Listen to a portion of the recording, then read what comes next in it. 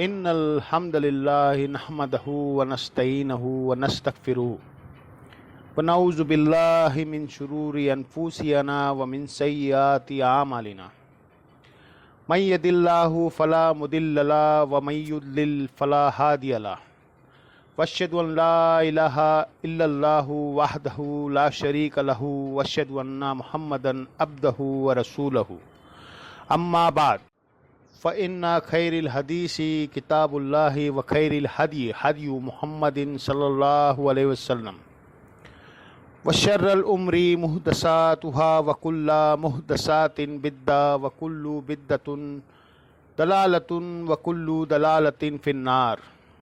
اعوذ باللہ السمیع العلیم من الشیطان الرجیم من ہمزہ ونفخہ ونفثہ۔ بسم اللہ الرحمن الرحیم۔ رب اشرح لی صدری ویسر لی امری واحلل عقدۃ من لسانی یفقہوا قولی۔ بسم اللہ الرحمن الرحیم۔ ان اللہ وملائکتہ یصلون علی النبی یا ایھا الذین آمنوا صلوا علیہ وسلموا تسلیما۔ اللہم صل علی محمد وعلی آل محمد کما صلیت علی ابراہیم وعلی آل ابراہیم انک حمید مجید۔ اللہم بارک علی محمد وعلی آل محمد کما بارکت علی ابراہیم وعلی آل ابراہیم انک حمید مجید۔ اللہم ربنا آتینا فی الدنیا حسنۃ وفی الآخرۃ حسنۃ وقنا عذاب النار۔ ربنا آتینا من لدنک رحمتہ وہیئ لنا من امرہ رشدا۔ لا الہ الا انت سبحانک انی کنت من الظالمین۔ حسبنا اللہ ونعم الوکیل یا حی یا قیوم برحمتک استغیث ولا حول ولا قوۃ الا باللہ العلی العظیم آمین۔ الحمدللہ آج 21 اکتوبر 2024 کو منڈے کے دن ہم انشاءاللہ تعالی قرآن کلاس نمبر 120 کی اسٹوڈیو ریکارڈنگ کرنے جا رہے ہیں۔ آج ہم انشاءاللہ تعالی سورۃ الاعراف کی آیت نمبر 80 سے سٹارٹ لیں گے۔ انباء و رسول کا سلسلہ جاری ہے، جس میں ہم آج سیدنا لوط علیہ نبینا و علیہ الصلاۃ والسلام کی قوم سے متعلق انشاءاللہ تعالی درس کا آغاز کریں گے۔ اعوذ باللہ من الشیطان الرجیم، بسم اللہ الرحمن الرحیم۔ وَلُوطًا اذ قَالَ لِقَوْمِهِ، اور لوط کو ہم نے پیغمبر بنا کے بھیجا اس حال میں کہ انہوں نے اپنی قوم سے فرمایا، آتا تزن الفاحشۃ ما سبقکم بہا من احد من العالمین، کیا تم ایسی بے حیائی کرتے ہو کہ جو تم سے پہلے آج تک دنیا میں کسی نے نہیں کی۔ انکم لتأتون رجالا شہوۃ من دون النساء، بے شک تم جاتے ہو مردوں کے پاس شہوت کے لیے عورتوں کو چھوڑ کر۔ بل انتم قوم مسرفون، بلکہ تم تو حد سے گزر جانے والی قوم۔ حضرت لوط علیہ السلام کا ذکر قرآن حکیم میں کئی ایک مقامات پہ ان کی قوم کی تفصیلی حالت آئی ہے۔ ان میں سے ایک مقام سورۃ الاعراف بھی ہے۔ یہ حضرت ابراہیم علیہ السلام کے بھتیجے تھے۔ سورۃ العنکبوت میں آیا ہے کہ ایک لوط ان کے اوپر ایمان لے کر آئے تھے، ابراہیم علیہ السلام پر۔ اللہ تعالیٰ نے انہیں پیغمبر بنا کر سدوم کی بستی کی طرف بھیجا۔ یہ آج بھی بستی موجود ہے، لیکن تماشدہ حال کے اندر۔ اردہ کا فصل کے درمیان اس ٹریک میں یہ بستی آتی ہے۔ اس کے کھنڈرات اور جو عذاب کے اثرات وہ ابھی تک وہاں پہ موجود ہے۔ اس کی ویڈیو بھی آپ یوٹیوب پر موجود ہے۔ انگلش میں ہم سڈوم اسے ہوتا ہے، سدونی کی ٹرم اس عمل کے لیے ہے، ہوموسیکس۔ بعض لوگ اس کے لیے لواطت قوم لوط کی وجہ سے استعمال کرتے ہیں۔ یہ سارے الفاظ اس کے لیے استعمال ہوتے ہیں، اور اس کا ذکر تورات کے اندر بھی موجود ہے۔ حضرت لوط علیہ السلام پر صرف ان کی 2 بیٹیاں ایمان لے کر آئی ہے۔ ان کی اپنی بیوی بھی کافرہ تھی، وہ بھی قوم کے ساتھ برباد کر دی گئی۔ کوئی ان پر ایمان نہیں لے کر آیا سوائے 2 بیٹیوں کے. ان کی قوم جو ہے مردوں کے ساتھ بدفعلی کبھی گناہ کے اندر مبتلا تھی، جس کی باقیات آج کل آپ کو مدارس میں بعض کالجز یونیورسٹیز میں بھی نظر آتی ہیں.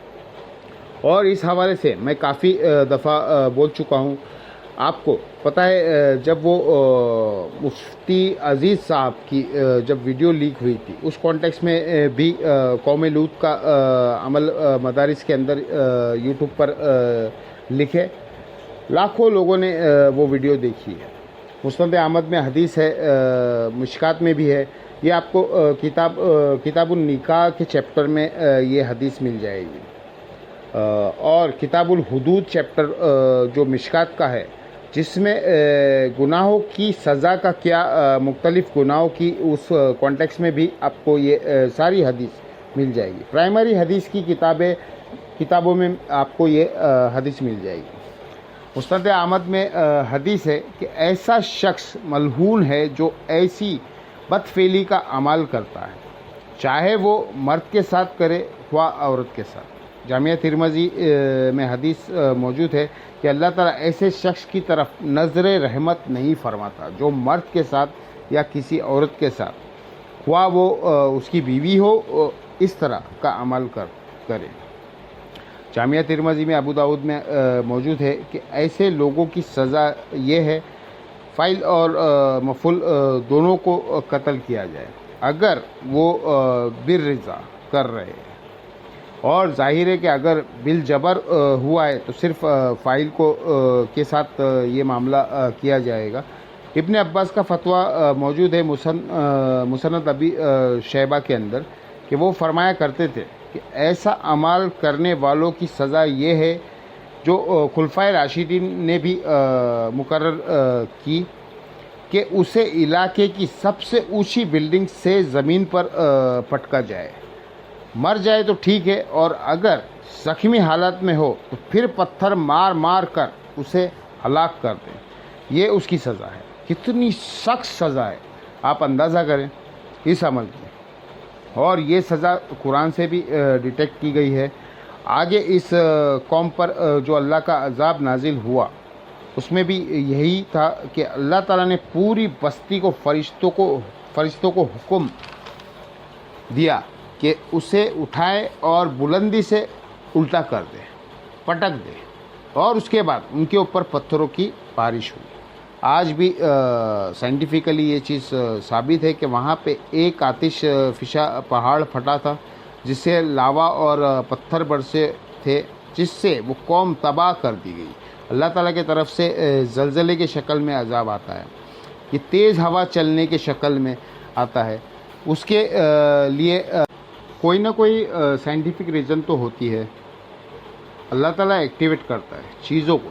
بہرحال اس چیز کو مانتے ہیں کہ ایک بستی تھی، آج بھی ان کے جو فاسلز ہے وہاں پہ موجود ہے. ایون جو لوگ گھروں میں ہے وہ اوندھے منہ اسی طریقے سے پڑے ہوئے ہیں، وہ پتھر بن گئے ہوئے ہیں. وہ ساری ویڈیوز اویلیبل ہے. وہ صدوم کی بستی ہے، انگلش میں اس عمل کو صدومی کہا جاتا تھا. آپ گوگل کریں قوم صدوم، اور تورات کے اندر بھی اس واقعے کا ذکر موجود ہے.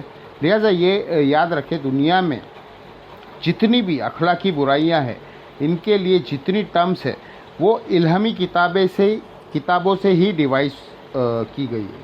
اور جتنی اخلاقی اچھائیاں ہیں ان کے لیے جتنی ٹرمز ہے وہ بھی الہامی کتابوں سے ہی ڈیڈکٹ کی گئی ہے. کیونکہ انسان اخلاقی قانون نہیں بنا سکتا. مرد بنائے گا تو اپنے حقوق کی بات کرے گا، اور عورت بنائے گی تو اپنے حقوق کی بات کرے گی. اللہ تعالیٰ اخلاقی قوانین خود بناتا ہے، اور یہاں پہ بھی اللہ تعالیٰ اس قوم کا ذکر کیا ہے تاکہ لوگ اس برائی سے بچیں. امریکہ کے بعض اسٹیٹس کے اندر مرد سے شادی کو انہوں نے ایک آئینی شکل، قانونی شکل دے دی ہے. حالانکہ دنیا میں آج بھی اس کام کو برا فعل کے طور پہ مانا جاتا ہے.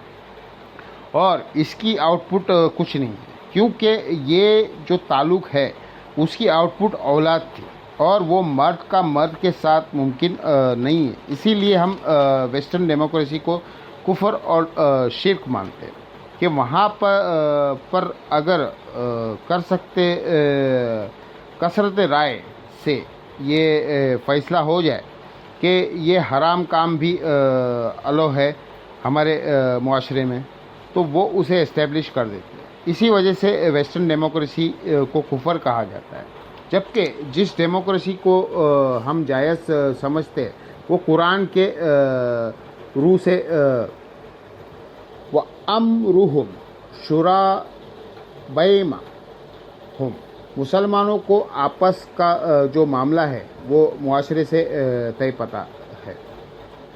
کثرت رائے سے حال کے دائرے کے اندر نبی علیہ السلام بھی خلفائے راشدین بھی اسی کی بنیاد کے اوپر فیصلے کیا کرتے تھے۔ حلال کے دائرے کے اندر کثرت رائے دیکھی جائے گی، اور وہ چونکہ قبائلی سسٹم تھا، اس کے اندر ہر بندے سے ووٹنگ نہیں کروانی ہوتی تھی، بلکہ جو قبیلے کا سردار ہے ونس وہ فیصلہ کرتا ہے کسی معاملے میں، اس کی ووٹ پوری قبیلے کی ووٹ شمار کی جاتی ہے، کیونکہ اس زمانے میں قبائل کے سردار دھکے کے ساتھ نہیں بنائے جاتے تھے۔ سب سے کمپلیکیٹ بندہ چنا جاتا تھا، وہ ڈیزرو کرتا تھا، قوم کا سب سے ذہین آدمی ہوتا تھا، اس کی ووٹ پوری قبیلے کی ووٹ مانی جاتی تھی۔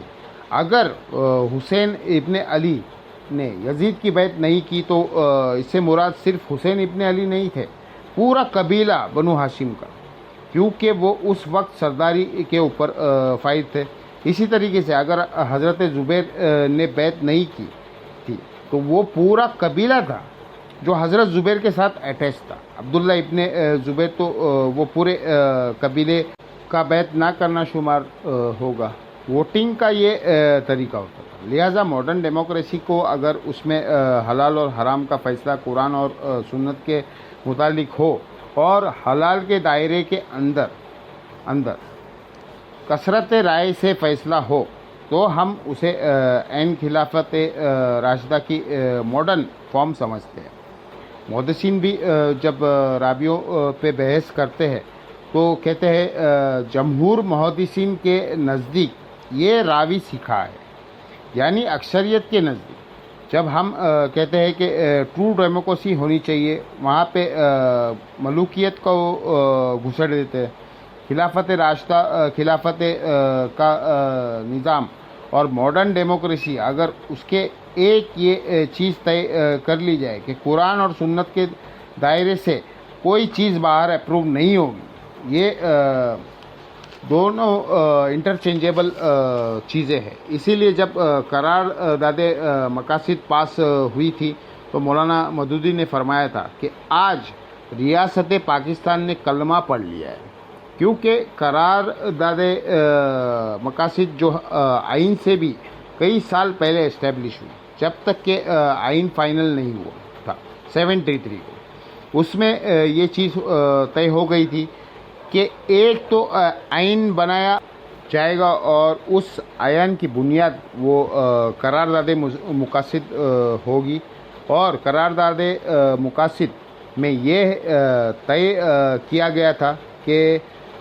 حکمیت اعلیٰ کا مالک اللہ ہے، اور جو پاکستان کا حکمران ہے وہ قرآن اور سنت کے دائرے کے اندر اس حق کو استعمال کرے گا، اور پاکستان میں کوئی ایسا قانون پاس نہیں کیا جائے گا جو قرآن اور سنت کے منافی ہو۔ پریکٹیکلی اگر کوئی چیزیں ہوتی ہے تو پھر اس کے لیے بھی ایک سسٹم طے کیا گیا ہے، اس میں پھر اسلامی نظریات کونسل تک بات پہنچائی جائے گی، اور اس میں معاملات ہوں گے۔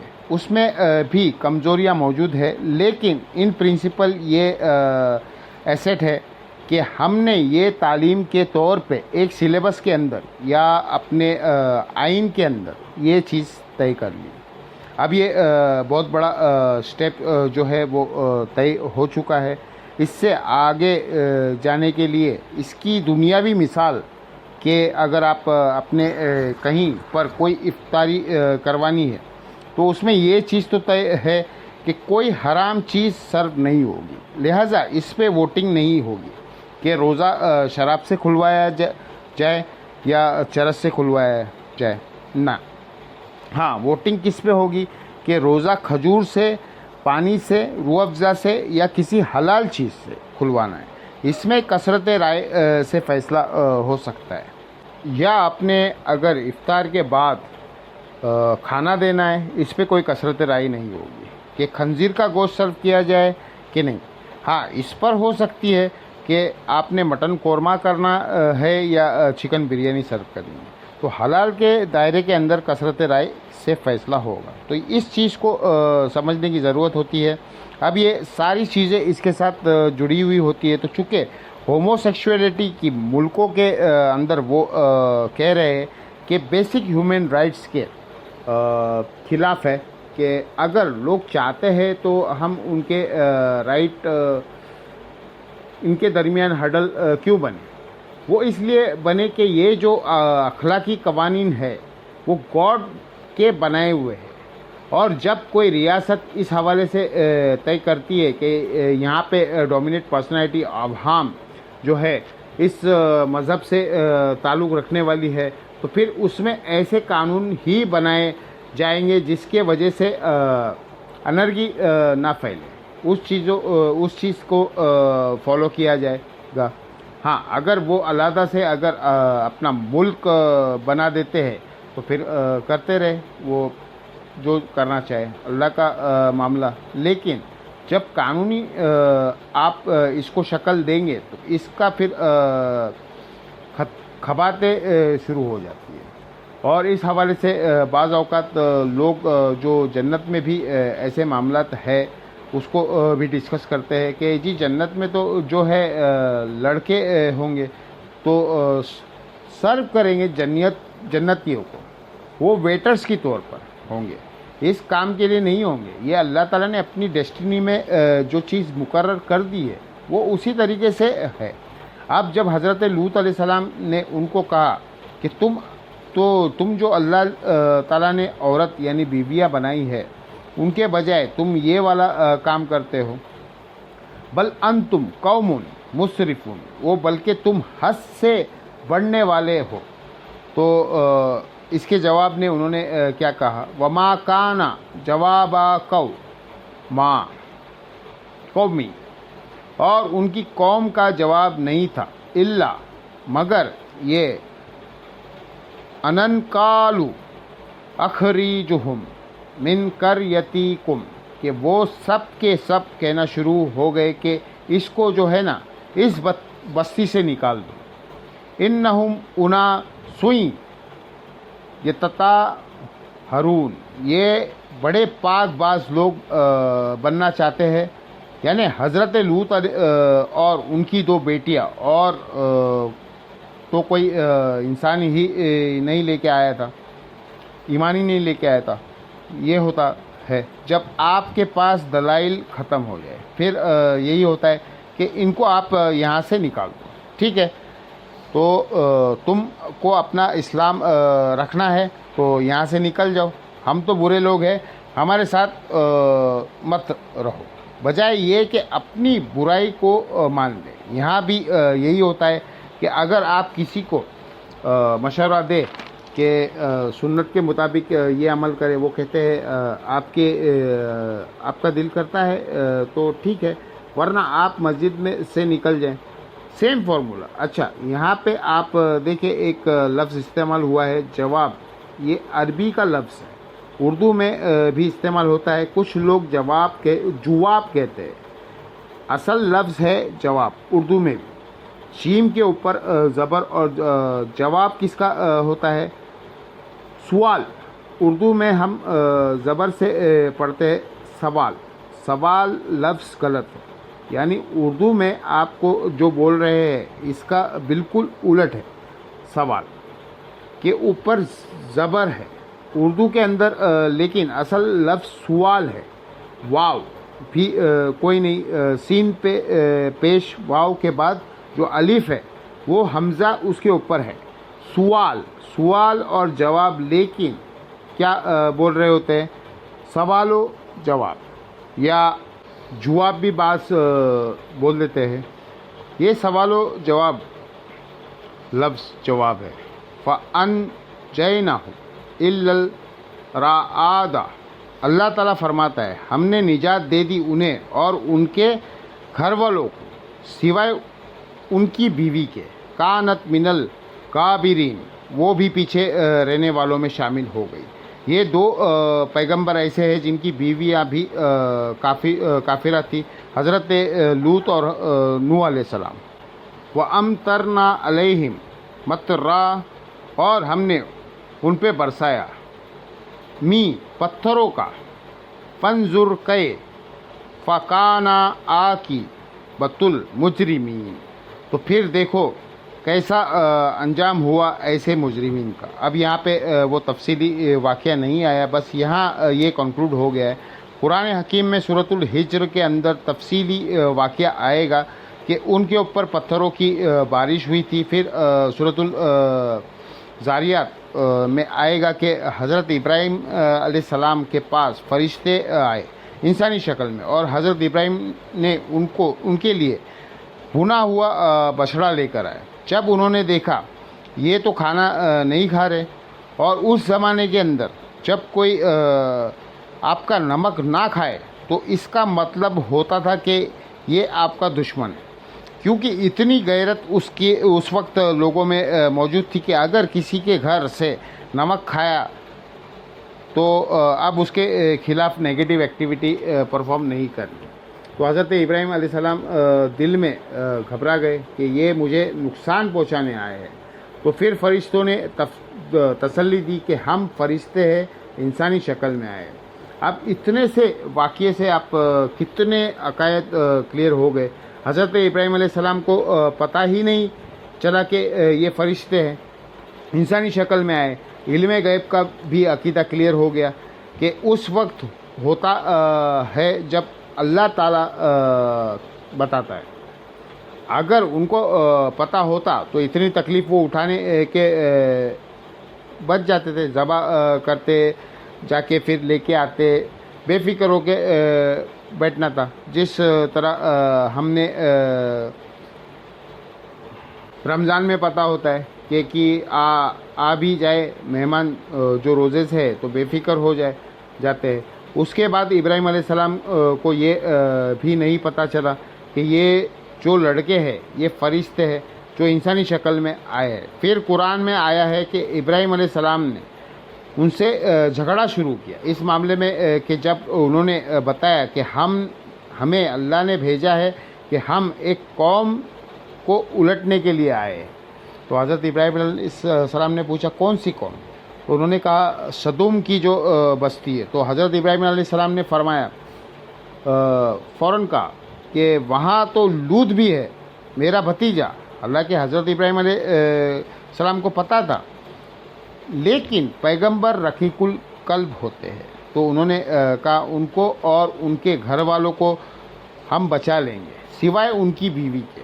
یہ تو خیر بعد میں انہوں نے اس کی تعداد بتائی. پہلے حضرت ابراہیم علیہ السلام نے کے بارے میں قرآن میں آتا ہے کہ حضرت ابراہیم جھگڑا کرنا شروع کر دی ان کے ساتھ اس بات پہ کہ کسی طریقے سے عذاب ٹل جائے. اب یہ جو ڈیٹیل جھگڑے کرنے کی قرآن میں ہے کہ بحث شروع ہوئی، لیکن وہ تفصیل کیا ہے وہ تورات میں ہے ملتی ہے کہ حضرت ابراہیم نے کہا کہ مجھ سے تم یہ وعدہ کرو کہ اگر 10 بندے نکل آئے ایمان لانے والے تو اس بستی کو تم الٹو گے نہیں الٹو گے. فرشتوں کو تو اللہ نے بتایا تھا کہ کتنے بندے ہیں. انہوں نے کہا لو جی وعدہ.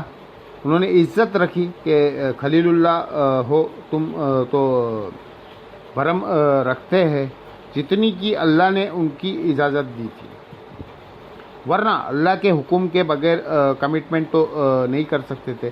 حضرت ابراہیم کو شک ہو گیا کہ کوئی کام ڈل چکا ہے. پھر حضرت ابراہیم نے کہا نہیں 10 نہیں 5.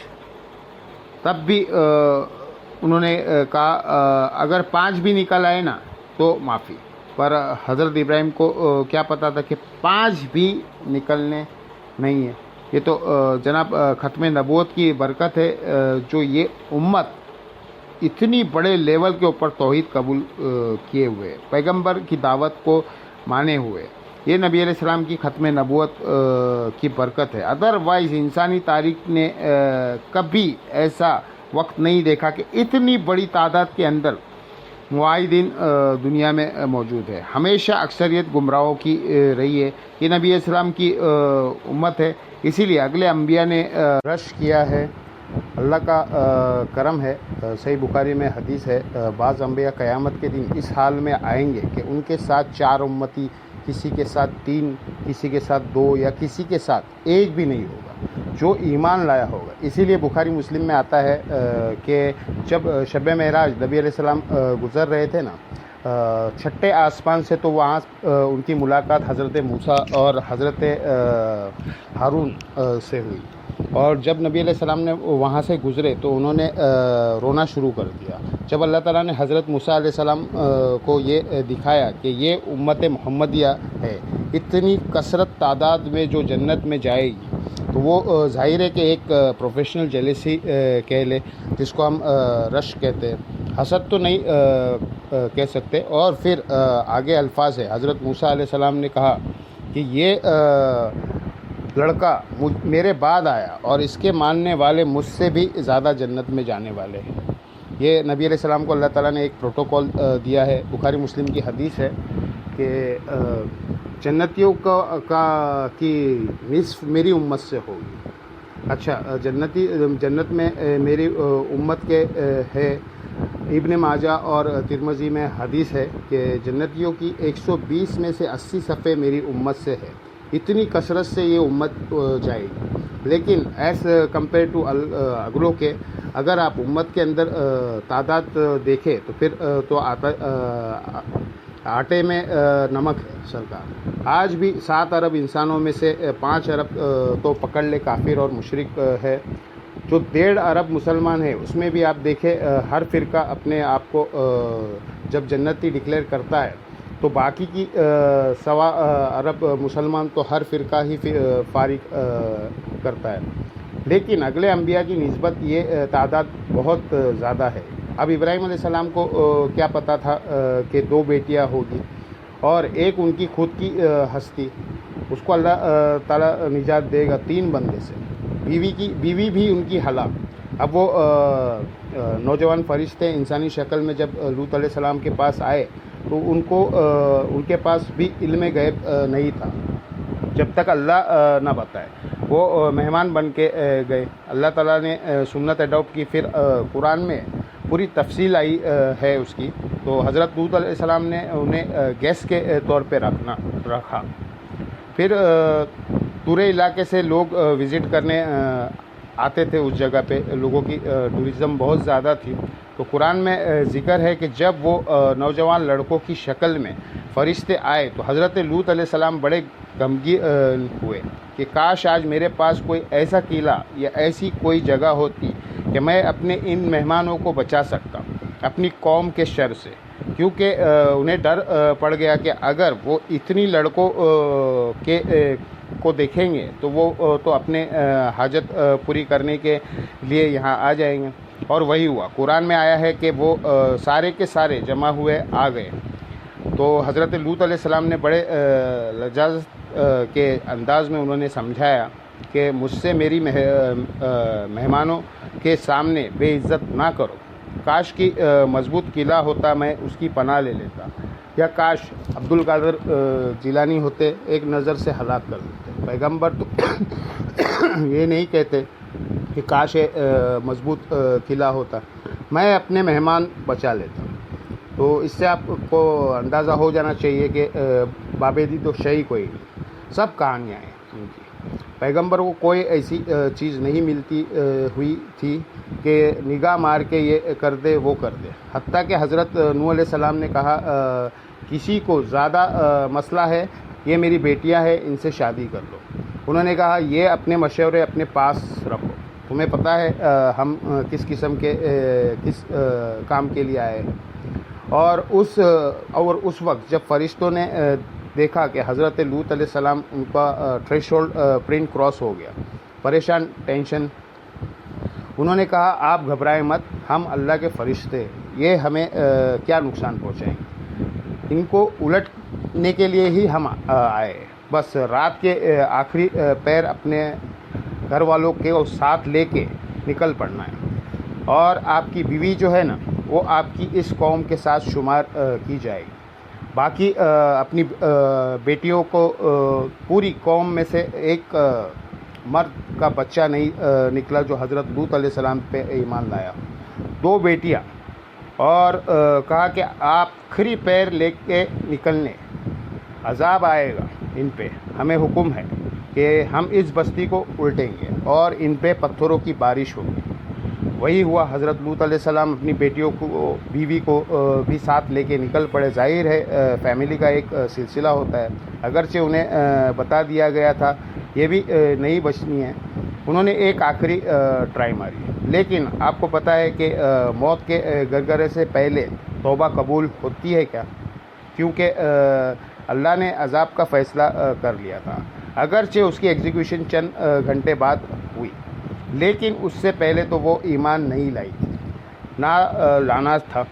حتیٰ کہ قرآن میں الفاظ ہے کہ ہر بندے کے نام کے پتھر ہم نے مخصوص کیا ہے ہوا تھا، اللہ کی طرف سے طے تھا کہ یہ والا پتھر اس بندے کی نام کا ہے، وہ اسی کے آکے لگتا تھا.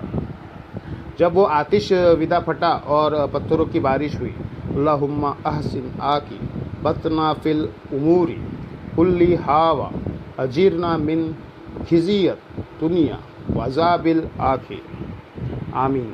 بہرحال وہ لے کے نکلے. یہاں تک تو قرآن میں آیا ہے، تورات میں آیا ہے کہ جب وہ جا رہے تھے بیوی بھی ساتھ تھی. قرآن میں الفاظ آئے کہ پیچھے مڑ کے نہیں دیکھنا. یہ آپ نے اکثر سٹوریز میں سنا ہوگا، پیچھے جو مڑ کے دیکھے گا پتھر بن جائے گا. یہ قرآن سے ہی انہوں نے لیا ہے. فرشتوں نے ان سے کہا تھا کہ آپ کو جب چیخوں کی آواز آئے نہ آپ کی قوم کے اوپر عذاب آ رہا ہوگا تو آپ نے مڑ کے نہیں دیکھنا. یہ نہ ہو کہ پیغمبر ہے تو دل پسیج جائے، کیونکہ عذاب نازل ہو رہا ہے اور عذاب والا مقام ہے. آپ نے سیدھا آگے جانا ہے جب تک آپ کو وہ جگہ نہ بتا دی جائے جہاں پر آپ کا پڑاؤ ہو. تورات میں پھر یہ ملتا ہے کہ ان کی جو بیوی تھی نا، جب اسے چیخ پکار سنی تو ظاہر ہے اس کی نیت اپنے خامند کے ساتھ تو نہیں تھی. اس نے مڑ کے دیکھا ہے میری قوم. جب مڑ کے دیکھا تو اس کے حصے کا پتھر اسے لگ گیا. وہ پیغمبر کے ساتھ ہوتے ہوئے بھی ماری گئی، کیونکہ اس کے اعمال اور عقائد پیغمبر والے نہیں تھے. آپ بے شک کہتے رہے کہ جو کچھ ہے تیرے محبوب کی امت سے، وہ کہتی رہی جو کچھ بھی ہے تیرے محبوب کی بیوی سے ہے. اس وقت تو محبوب لوط علیہ السلام تھے نا، لیکن اس کی چیخ اور پکار کوئی کام نہیں آئی، مار دی گئی. 2 بیٹیاں جو لوط علیہ السلام پہ ایمان لائی تھی وہ بچا لی گئی اور پوری کی پوری ہلاک ہوئی. سدوم کی بستی بحر مردے کے کنارے، ڈیڈ سی کے کنارے آج بھی ان کی اثرات موجود ہے. سیم اسی طریقے سے وہ گھٹنوں کے بل گرے ہوئے، اسی شکل میں بھی ایسی بنی ہوئی ہے کہ ایگزیکٹ کسی پہ عذاب آتا ہے. پتھروں کی بارش جو ہوئی ہے اس کے نشانات پتھر بھی موجود ہے. سائنٹیفک کاز آتش ودا ہے، پر اسے کب پھٹنا ہے آج بھی نہیں پتہ ہے. صرف کہتے ہیں یہ لیونگ والکینو ہے، کسی بھی وقت پھٹ سکتا ہے، پر وہ اللہ نے تو طے کیا ہوا تھا کس وقت پھٹنا ہے اور کس طرح سے سزا دینی ہے. یہی سزا پھر اسٹیبلش ہوئی خلفائے راشدین کے یہاں. جو کوئی برا عمل کرے تو وہ اسی کو امپلیمنٹ کر دیتے کہ بلندی سے گرایا جائے، کیونکہ اس بستی کو بھی اٹھایا گیا تھا، پھر الٹا کیا تھا، پھر پتھروں کے بارش سے ان کی نیز و نابود کیا گیا تھا. یہ عذاب اللہ تعالیٰ کی طرف سے ان پر آیا تھا. تو اس کا کچھ حصہ تورات میں، کچھ قرآن میں، کچھ حدیث کی کتابوں میں۔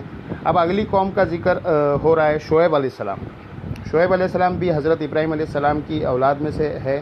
ایک تو بنو اسرائیل ہے، بنو اسماعیل ہے، ایک اور ہے آپ کی بیوی اتورا، اس کی اولاد جو ہوئی تھی وہ حضرت شعیب علیہ السلام اس نسل میں سے ہے۔ حضرت ابراہیم علیہ السلام کے کوئی پر پوتے کا نام مدیاں تھا، انہی کے نام پہ یہ قوم مدیان اور اس شہر کو نام مدیان پڑ گیا، جس طرح قوم ثمود اور عاد تھی، اور انہی کی اولاد میں سے شعیب علیہ السلام تھے۔ شعیب علیہ السلام ابراہیم علیہ السلام کی اولاد میں سے ہے، لیکن یہ بنو اسرائیل یا بنو اسماعیل میں سے نہیں ہے۔ یہ حضرت ابراہیم علیہ السلام کی وہ بیوی ہے جو اس علاقے میں آباد تھی، مدیان۔ باقی اس چیز کو کوئی ثبوت نہیں ہے ملتا کہ شعیب علیہ السلام وہی ہے جن کی ملاقات ہوئی تھی حضرت موسیٰ علیہ السلام کی، یا کوئی اور شعیب تھے۔ اس کے بارے میں کوئی وثوق کے ساتھ نہیں ملتا، لیکن یہ جو قوم مدیان تھی ان کے اندر جو برائیاں تھی اس قوم کے اوپر بھی عذاب آیا، اور قوم مدیان کے حوالے سے سب سے تفصیلی ڈسکشن وہ سورۃ الاعراف میں ہے۔ اب یہی قوم شعیب پر کا ذکر ہے، اس کے بعد جنرل کچھ بستیوں کا ذکر ہے، اور اس کے بعد پھر موسیٰ علیہ السلام کا ذکر، اور فرعون اور موسیٰ علیہ السلام کی قوم کے معاملات وہی چلے گا۔ وَإِلَىٰ مَدَيْنَا أَخَاهُمْ شُعَيْبًا، اور مدین کی طرف ہم نے ان کے بھائیوں میں سے ہی شعیب کو بھیجا، یعنی ان کے قوم میں سے تھے۔ قَالَ يَا قَوْمِ اعْبُدُوا اللَّهَ، انہوں نے فرمایا اے میری قوم عبادت کرو اللہ کی، مَا لَكُم مِّن إِلَٰهٍ غَيْرُهُ، تمہارا کوئی اور معبود نہیں ہے سوائے اس کے، قَدْ جَاءَتْكُم بَيِّنَةٌ مِّن رَبِّكُم، بے شک تمہارے پاس روشن دلیل آ گئی ہے تمہارے رب کے طرف سے، یعنی وقت کا پیغمبر اللہ کی حجت بن کے اب ان کے اندر جو اخلاقی برائیاں تھی ان کا ذکر ہو رہا ہے۔ وَأَوْفُوا الْكَيْلَ وَالْمِيزَانَ، اور ماپو اور تولو پورا پورا، ایون جو چیزیں آتی ہے ماپنے میں آتی ہے، اور دوسری جو فارم ہے وہ تولنا ہے۔ اس زمانے میں مد اور سا استعمال ہوتے تھے، مخالف سائز کے آپ سمجھ لیں برتن تھے۔ ابھی بھی ہم دودھ جو ہے وہ تول کے نہیں لیتے، ماپ کے لیتے۔ یہ غلط العام ہو چکا ہے۔ 1 کلو گرام دودھ وہ 1 کے جی نہیں ہوتا، 1 لیٹر ہوتا ہے، 1 کے جی نہیں ہوتا۔ بعض جگہ پہ بولتے ہیں تول کے دیے جاتے ہیں، یعنی یہ دونوں چیزیں انٹرچینجیبل، مختلف جگہوں پر اینڈ رزلٹ وہی نکلتا ہے، تو وہ ماپنے اور تولنے کے اندر 2 نمبری کرتے تھے۔ وَلَا تَوْخَسُوا النَّاسَ أَشْيَاءَهُمْ، اور لوگوں کو گھٹا کے چیز نہ دیا کرو۔ اب ماپنے میں بھی بعض اوقات فتنہ ہے، تو وہ اس کو اس طریقے سے کھینچیں گے، ادھر سے اس کو یوں کر لیں گے۔ تولنے بھی آپ دیکھیں گے کس طرح ڈنڈی مارتے ہیں۔ وہ جو ترازو میں آج کل تو ڈیجیٹل میں بھی انہوں نے اس طریقے کے ایڈجسٹ کیا ہوا ہوتا ہے، اس کا 0 ایرر دور نہیں کیا ہوا ہوتا ہے، اور کئی اس میں چانسز کم بھی ہوتے کہ 2 نمبر نہیں کر پائے۔ باقی جو اترے ہوئے ہوتے ہیں وہ تو اس میں بھی سیٹنگ کر لیتے ہیں۔ ایون پیٹرول بھی آپ یہ پیٹرول پمپ پہ بھی یہ ہوتا ہے۔ یہ بہرحال ان میں خرابی تھی۔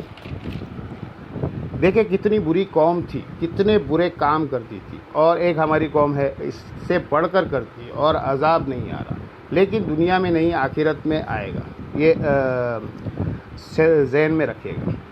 یہ کہتے ہیں جی جتنے فضائل اگلی امت میں تھے وہ ہمیں حاصل ہے یا نہیں، جتنی برائیاں اگلی امتوں کے اندر موجود تھی وہ اس سے بڑھ کر کمبائنڈ یہ امت کے اندر موجود ہے۔ اور پھر کہتے ہیں اللہ کے نبی کی دعائیں ہیں، ہلاک نہیں ہو رہے۔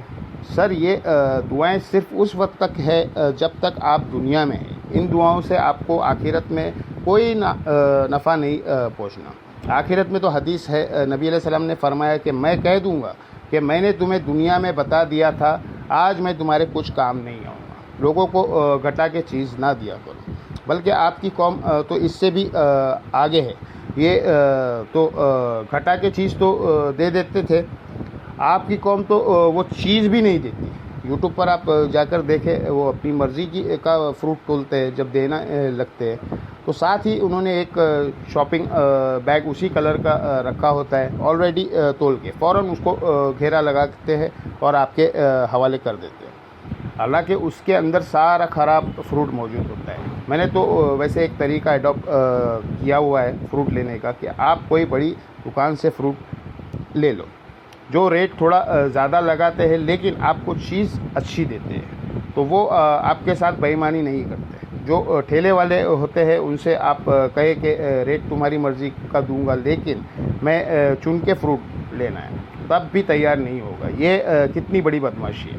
یہ ایک ریئلٹی ہے، وہ سستا پڑ رہا ہوتا ہے۔ بہرحال وہ یہ کام کرتے تھے۔ ان کے ساتھ کیا ہوا؟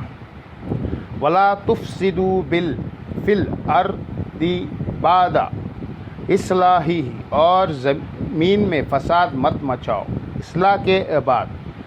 ذَلِكُمْ خَيْرٌ لَكُمْ إِن كُنتُم مُؤْمِنِينَ، یہی تمہارے حق میں بہتر ہے اگر تم مومن ہو۔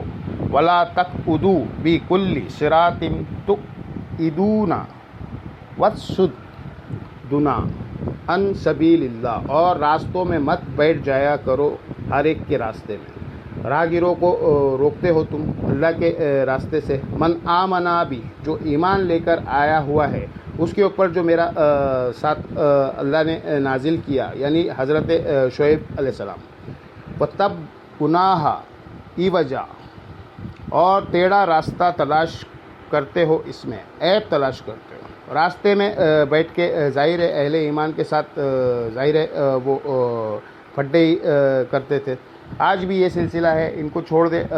آج کسی کا بچہ اگر رفع الدین سے نماز شروع کر دے، بے نمازی جو محلے کے بڑے بڑے عمر کے لوگ ہیں نا، وہ اس کے گھر پہنچ جاتے ہیں کہ آپ کے بیٹے کو کیا ہو گیا ہے، اور باپ تو آپ کو پتہ ہے ویسے ہی ان کا چڑیوں جیسا دل ہوتا ہے۔ ابھی ہمارے لیے سٹوریز میں لوگ آ کے کہتے ہیں جی ماشاءاللہ والدہ نے بھی بہن نے بھی رفع الدین شروع کر دیا، لیکن ابا نہیں کرتے، کیونکہ باپ اپنے بیٹے کو ہمیشہ بچے کی نظر سے دیکھتا ہے۔ وہ چاہے جتنا پڑھ لکھ جائے، اس کا وہ قیدا نہیں مرتا، اور کیونکہ وہ مرد تو ہے نا، مرد جو ہے وہ کسی اور مرد کو برداشت نہیں کرتا، اور پیسیو مزاج کی ہے، ماں ہو کے بات قبول کر لیتی ہے۔ تو یہ بھی راستے میں بیٹھ جاتے تھے سنگ پھنسانے کے لیے، اہل ایمان کو تنگ کرنے کے لیے، اور اس میں ٹیڑھ پن تلاش کرتے تھے، دماغ میں مختلف باتیں ڈالتے تھے۔ وَاذْكُرُوا إِذْ كُنْتُمْ قَلِيلًا، یاد کرو وہ وقت جب بہت تھوڑے تھے تم۔ فَكَسَّرْكُمْ وَانظُرْ كَيْفَ كَانَ عَاقِبَةُ الْمُفْسِدِينَ، پھر ہم نے تمہیں بڑھا دیا اور دیکھو پھر کیا انجام ہوا، فساد کرنے لگے کا والوں کا۔ اب اس میں ان کی پرانی کسی قوم کے حوالے سے کے طور پر یہ بات کی جا سکتی ہے، اور روح سکون مشرکین عرب کی طرف ہو سکتا ہے کہ تمہیں اللہ نے اس کثرت سے آباد کیا ہے، اور اگلی قوموں کو دیکھو کیا انجام ہوا ہے۔ بات دونوں طرف جا سکتی ہے۔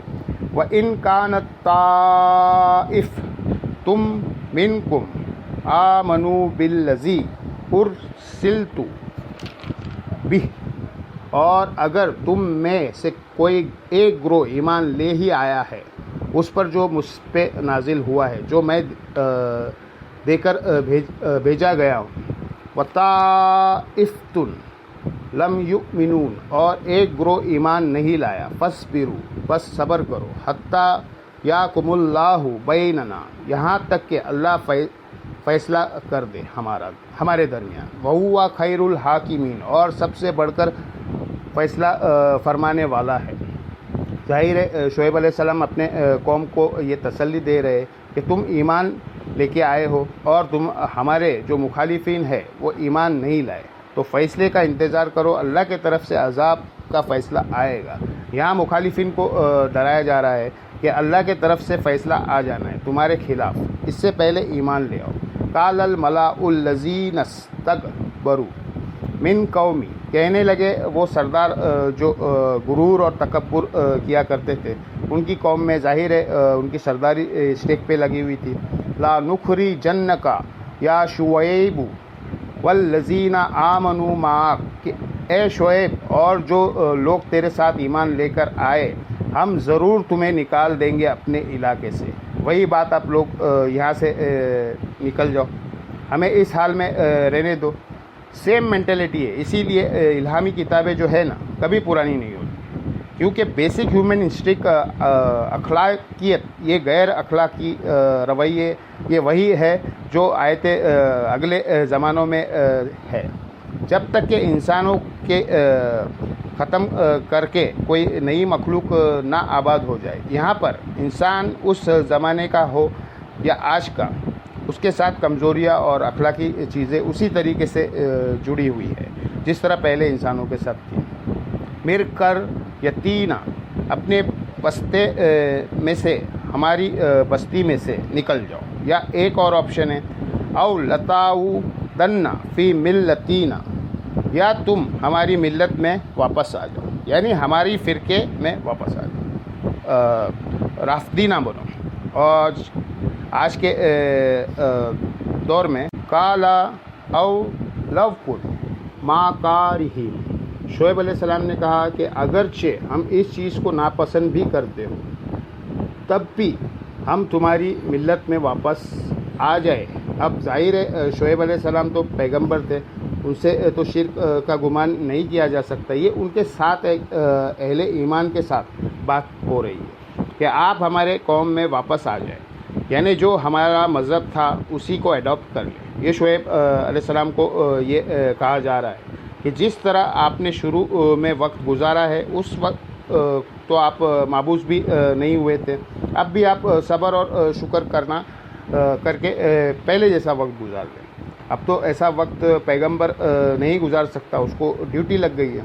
دیکھیں شعیب علیہ السلام نے کیا بات کی ہے، قد افترینا علی اللہ کذیبۃ ان عدنا فی ملتکم بعد اذ نجانا اللہ منہا۔ حضرت شعیب نے کہا کہ اگر بالفرض ہم دوبارہ تمہارے قوم میں واپس آ گئے، میرے ساتھی دوبارہ سے کافر ہو گئے، تو اس کا مطلب تو یہ ہے کہ ہم نے اللہ پر جھوٹ باندھا تھا، یہ سب ہم فراڈ کر رہے تھے نا، تو مجھ سے کوئی وہی نازل نہیں ہوئی تھی نا، تو کوئی آخرت ہے یا نہیں ہے، کوئی ہمارے کو پیدا کرنے والا ہے، یہ سب فراڈ ہے، ہو گیا نا۔ بعد اس کے کہ اللہ نے ہمیں ہدایت بھی دے دی ہے، وما یکون لنا، ہمارے لیے اب یہ ممکن نہیں رہا، کوئی شایع نہیں ہے، ان نعودی فیہا، کہ ہم واپس آ جائے اس سٹیج کے اوپر جو پہلے تھے۔ میرے بھائی اگر ہم کانفیڈنس لوز کریں تو اس کا مطلب یہ ہے کہ قرآن اور سنت غلط ہے، کوئی شے ہے تو دکھا دو، نہیں ان کتابوں میں تو نہیں ہے، جو جن کی کتابوں میں ہے وہ اپنے پاس ہی رکھے، ہمیں وہ کتابیں رکھی ہے جو آپ بھی مانتے ہیں، اور کتابوں کو تو چھوڑ دے، اپنی عقیدے قرآن سے جسٹیفائی کر لے کہ آپ جس توحید کو لے کے چل رہے ہیں وہ قرآن میں موجود بھی ہے کہیں پہ کہ نہیں۔ آپ تو سر سے پاؤں تک شرک سے پر ہے، کلمہ گو ہوتے ہوئے بھی، اللہ عین یشاء اللہ، ہاں اگر اللہ ہی کوئی فیصلہ کر دے، اللہ ہو ربنا، جو ہمارا رب ہے۔ یہ حضرت شعیب علیہ السلام کی عاجزی ہے، اور دوسرا تقدیر کی طرف اشارہ ہے، اسی لیے ہمیں دعا سکھائی گئی ہے، ربنا لا تزغ قلوبنا بعد اذ ہدیتنا وہب لنا من لدنک رحمہ انک انت الوہاب۔ اے میرے رب، ہمارے دلوں کو ٹیڑھا نہ کرنا بعد اس کے کہ تو نے ہمیں ہدایت دی، اور ہمیں اپنے پاس سے رحمت عطا فرما، اے عطا فرمانے والے۔ شعیب علیہ السلام پیغمبر ہو کے بھی یہ کہہ رہے ہیں کہ ہم نے تو یہ طے کر دیا ہے کہ اب ہم نے گمراہی میں واپس نہیں آنا ہے۔ ہاں، اگر اللہ ہی چاہے کہ تقدیر کا غلبہ ہم پر ہو اور نعوذ باللہ ہم میں سے لوگ چھوڑ کر دوبارہ چلے جائے تو یہ اللہ کا معاملہ ہے۔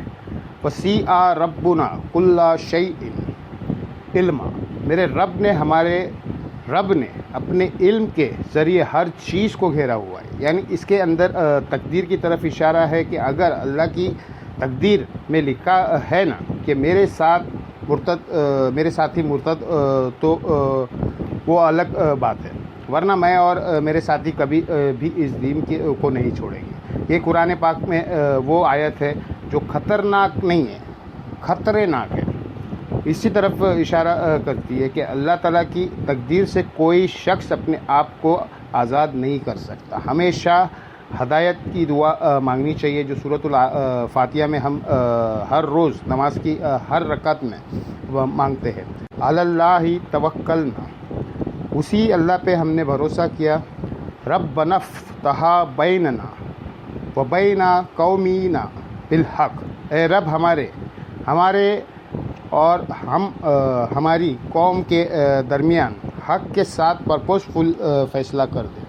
وانت خیر الفاتحین، وہ سب سے بہتر فیصلہ فرمانے والا ہے۔ وقال الملأ الذین کفروا من قومہ، اور کہنے لگے ان کی قوم کے سردار، لا ان اتبعتم شعیبا، اگر تم شعیب کی پیروی کرو گے، انکم اذا لخاسرون، تو تم نقصان اٹھاؤ گے، یعنی دنیاوی طور پر تمہارا بائیکاٹ کر دیں گے ہم۔ فآخذتھم الرجفۃ، تو انہیں پکڑ لیا ایک زلزلے نے۔ فاصبحوا فی دارہم جاثمین، اور وہ صبح کے وقت اپنے گھر میں اوندے منہ پڑے رہ گئے، گھٹنوں کے بل پڑے ہوئے تھے۔ یہ آج بھی وہاں پہ آپ کو ممیز مل جائے گی۔ اللہ نے انہیں تباہ اور برباد کر دیا۔ جو شوق کی ویوز آتی ہے اسی وجہ سے بندوں کے دل پھٹ جاتے ہیں، آواز کے وجہ سے۔ الذین کذبوا شعیبا، وہ لوگ جنہوں نے جھٹلایا تھا شعیب کو۔ کأن لم یغنوا فیہا، وہ ایسے ہوں گے اس بستی میں جیسے کبھی یہاں رہتے ہی نہیں تھے۔ تباہ اور برباد ہو گئی ہر چیز، یعنی وہ ایک ایسا کھنڈر بن گیا کہ کل تک جو وہاں سے گزرتے تھے انہوں نے کبھی گمان ہی نہیں کیا تھا کہ یہاں پہ اتنا آباد شہر موجود تھا۔ الذین کذبوا شعیبا، وہ لوگ جنہوں نے شعیب کو جھٹلایا تھا۔ کانوا هم الخاسرون، وہ خود خسارہ پانے والے ہو گئے، جو کل تک دھمکیاں لگا رہے تھے حضرت شعیب علیہ السلام اور ان کی اصحاب کو، خود خسارہ پا گئے۔ فتولی عنہم، تو حضرت شعیب علیہ السلام نے منہ پھیر کر ان کی طرف دیکھا۔ وقال یا قوم، اب وہ مردہ لوگ ہیں نا، ان سے حضرت شعیب علیہ السلام خطاب کر رہے ہیں، صرف اپنے دل کو تسلی دینے کے لیے۔ ظاہر ہے پیغمبر رقیق القلب ہوتا ہے، وہ کبھی نہیں چاہتا ہے کہ اس کی قوم برباد ہو۔ قال یا قوم، کہنے لگے اے میری قوم، لقد ابلغتکم رسالۃ ربہم، بے شک میں نے تو اپنے رب کا پیغام تم تک پہنچا دیا تھا۔ ونصحت لکم، اور میں نے تو بڑی نصیحت کی تھی تمہیں کہ کسی طریقے سے تم توحید کے راستے پر آ جاؤ۔ فکیف آسیٰ علی قوم کافرین، تو اب ایسے کافروں کے اس انجام کے اوپر میں دکھ کیوں کروں۔ اصل میں وہ دکھ ہی کر رہے تھے۔ جب انسان غم کی کیفیت میں ہوتا ہے تو پھر اپنے ساتھ خود کلامی شروع کر دیتا ہے، پھر اپنے آپ کو ایسی ہی تسلی دیتا ہے کہ یار میں نے تو پوری کوشش کی تھی، اب ان کی قسمت میں ہی ہدایت نہیں تھی، جو نبی علیہ السلام بھی کرتے تھے۔ جب آپ کے مستار میں سے لوگ بغیر ایمان کے دنیا سے چلے گئے تو آپ بھی یہ دکھ کرتے تھے۔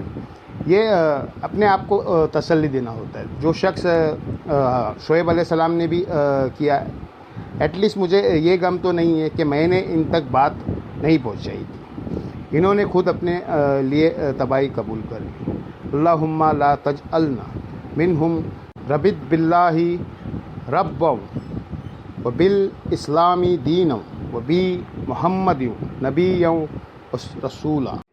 اللہ تعالیٰ سے دعا ہے جو حق بات میں نے کی اللہ تعالیٰ ہمارے دلوں میں راسخ فرمائے، اور جذبات میں میرے منہ سے کوئی غلط بات نکل گئی تو اللہ تعالیٰ ہمارے دلوں سے باہر کر دے، ہمیں معاف بھی کر دے۔ اللہم صلی علی محمد وعلی آل محمد کما صلیت علی ابراہیم وعلی آل ابراہیم انک حمید مجید۔ اللہم بارک علی محمد وعلی آل محمد کما بارکت علی ابراہیم وعلی آل ابراہیم انک حمید مجید۔ اللہ تعالیٰ سے دعا ہے جو حق بات میں نے کہی ہمیں اس بات پہ خود عمل کر کے دوسرے بھائیوں تک پہنچانے کی توفیق عطا فرمائے۔